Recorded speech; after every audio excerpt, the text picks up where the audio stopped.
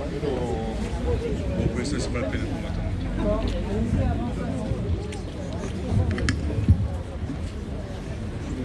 Pour l'instant, Ah non, mettez-vous devant le drapeau.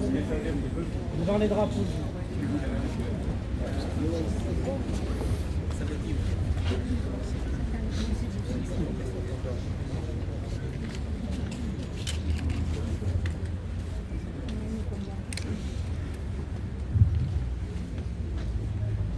venez. Tous les élus, venez.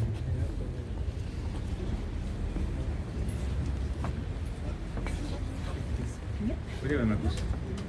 C'est beau.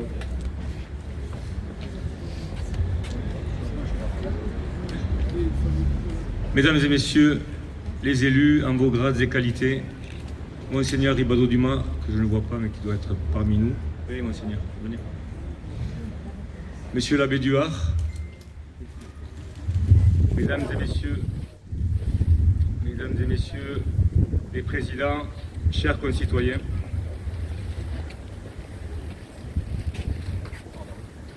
je vous remercie vraiment du fond du cœur d'avoir répondu présent à ce rassemblement en soutien à l'Ukraine et pour la paix. La guerre éclate sur notre continent et comme vous avez pu le constater, l'Europe se mobilise et se structure politiquement. En effet, une telle agression caractérisée en Europe, sans précédent depuis la fin de la Seconde Guerre mondiale, constitue donc un jour sombre pour l'Ukraine en premier lieu, mais aussi pour l'ensemble des pays européens. Nous, élus d'un pays membre de l'Union européenne, devons condamner fermement les multiples attaques et violations de l'intégrité territoriale et de la souveraineté de l'Ukraine. Nous, élus d'un pays membre de l'Union européenne, devons nous montrer fermement opposés au démembrement d'un État libre et démocratique en Europe. Nous, élus d'un pays membre de l'Union européenne, devons tout mettre en œuvre pour éviter l'escalade de la violence. Nous, élus d'un pays membre de l'Union européenne, devons mener des actions pour la préservation de la paix et de la démocratie dans toute l'Europe. Aujourd'hui, nous devons faire bloc grâce à une Union européenne renforcée, enfin, mais aussi à l'Union nationale, grâce à l'union sacrée derrière notre président de la République et son gouvernement. En effet, l'action diplomatique de la France, au travers de sa présidence européenne, doit être le rempart contre ces actes de guerre. Ensemble, nous devons rendre hommage aux forces militaires et civiles ukrainiennes mobilisées autour de leur président combattant, résistant, M. Volodymyr Zelensky.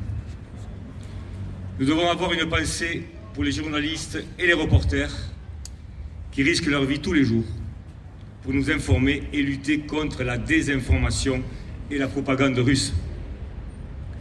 Et je voudrais souligner l'importance de la mobilisation des résistants et manifestants russes qui risquent leur vie sur le territoire national afin de soutenir la nation ukrainienne et de marquer leur désapprobation forte envers leur président.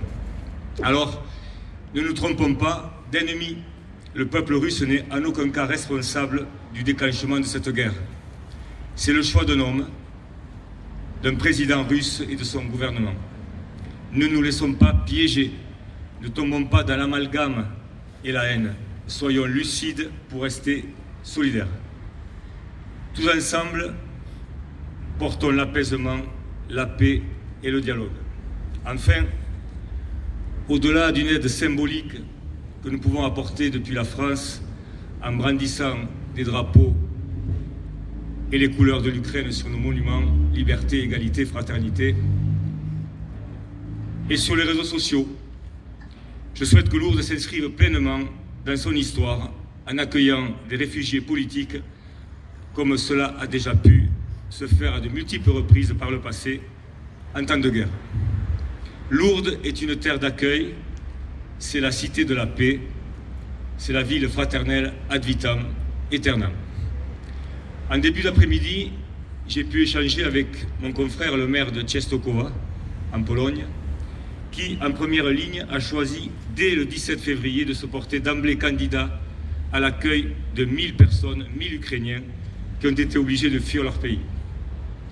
Le jumelage entre nos deux villes, Marial, prend tout son sens aujourd'hui en situation de crise, et j'ai apporté mon soutien plein, massif et sincère à Christophe Matiachik, le maire de Czestochowa, et je lui ai réaffirmé notre présence à ses côtés. Les Lourdaises et les Lourdais manifestent leur soutien au peuple ukrainien et au peuple polonais aussi. Je vous l'assure, la ville de Lourdes s'engage dès aujourd'hui, sans réserve, dans cette résistance, et j'y mettrai toute ma détermination, ma conviction, avec tous les élus ici présents. Après ce rassemblement, je recevrai ici à l'hôtel de ville les représentants de la communauté ukrainienne de Lourdes, avec des acteurs du territoire, afin de poursuivre ensemble des opérations concrètes pour aider les familles ukrainiennes en difficulté. Chers concitoyens, vous avez déjà été nombreux à vous manifester, à répondre à cet élan de solidarité qui vous honore et qui honore la ville de Lourdes. La collecte des dons est centralisée par le CCAS et l'Église ukrainienne, et je profite de l'occasion qui m'est donnée pour remercier Madame Odette Menviel-Larousse, maire adjointe en charge des affaires sociales, qui est à ma droite, pardon, et les élus qui l'entourent, les équipes de la ville, tous fortement investis depuis le début de l'opération. Ainsi, la ville de Lourdes ouvre ses portes, ses bras et son cœur pour accueillir les réfugiés ukrainiens. Alors, pour terminer, je vous propose maintenant de respecter une minute de silence à la mémoire de toutes les personnes, civiles et militaires, qui ont déjà perdu la vie dans cette terrible tragédie, et les nombreux enfants. Après cette minute de silence, je remercie Laurent Laval qui va nous interpréter l'hymne ukrainien, et je déclencherai, après cet hymne ukrainien, une salve d'applaudissements pour tous ceux qui se battent et qui ne veulent pas céder, parce que nous, en France, nous savons ce que c'est que la liberté, l'égalité et la fraternité, visiblement pas partout encore dans le monde. Je vous remercie pour votre attention. Je vous engage donc à respecter les minutes de silence et puis à laisser la place à Laurent Laval qui est là.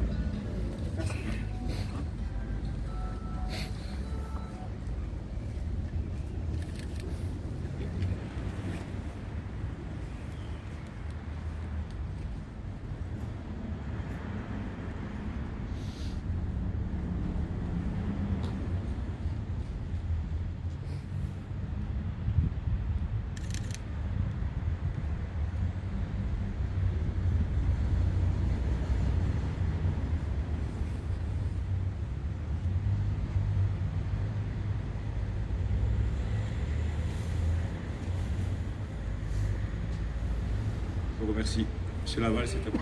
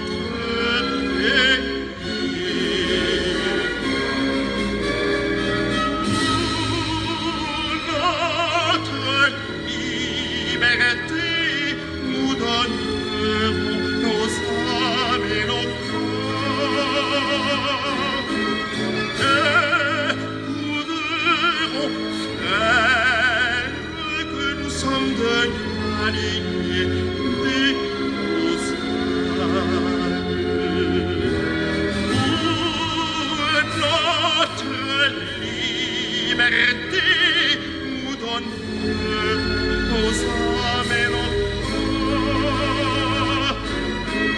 Et nous verrons frères que nous sommes de la lignée de nos frères.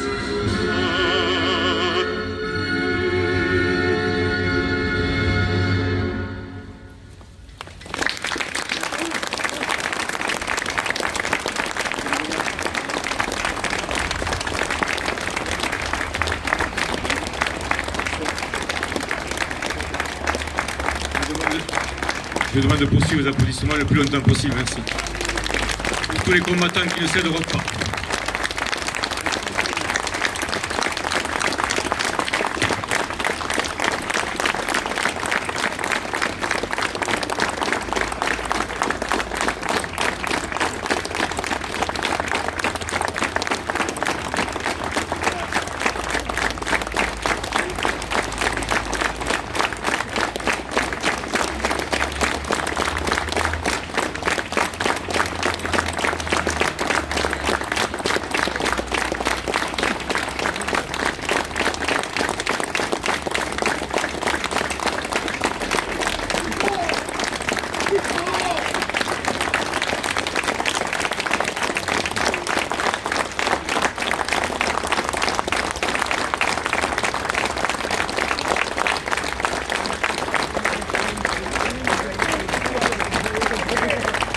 Merci. Là, j'appelle la délégation ukrainienne, les socioprofessionnels, enseignants. Nous allons vous recevoir en mairie et faire le débriefing des derniers jours passés et des actions que nous allons commander. Merci pour votre soutien. Et puis, soyons très vigilants à nos libertés. Merci.